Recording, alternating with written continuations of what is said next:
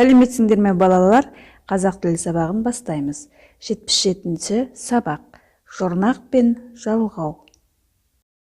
Бүгінгі сабақта жұрнақ пен жалғауды ажыратып үйренесіңдер.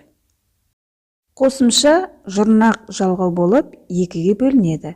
Сөз мағынасын өзгертетін қосымшаны жұрнақ дейді. Жұрнақтың белгісі бұрыш. Мысалы, футболшы, түбірі футбол, шы жұрнақ.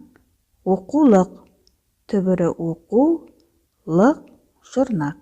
Сөзбен сөзді байланыстыратын қосымшаны жалғау дейді. Жалғаудың белгісі тік төртбұрыш. Мысалы, футболды, түбірі футбол, ды жалғау. Оқуға, түбірі оқу, ға жалғау. 64-ші жаттығуда өлеңді мәнерлеп оқып көрейік. Қимыл жаса тұра қап, жалқаулықты жуытпа. Көлеңкеңді қуалап, жүгіруді ұмытпа. Сергек жүрсең сен енді, жоламайды суық бір. Суық сумен денеңді, ертең ерте шынықтыр.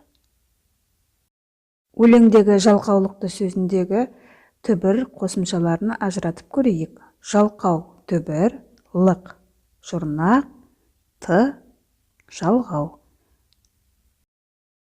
65-ші жаттығуда мақалды жатқа жазып, жұрнақ жалғанған сөзді тауып, түбірі мен қосымшасын ажыратып көріңдер. 66-ші жаттығуда берілген сызбаны пайдаланып, боксшы туралы сипаттау мәтінін құрастырып көрейік.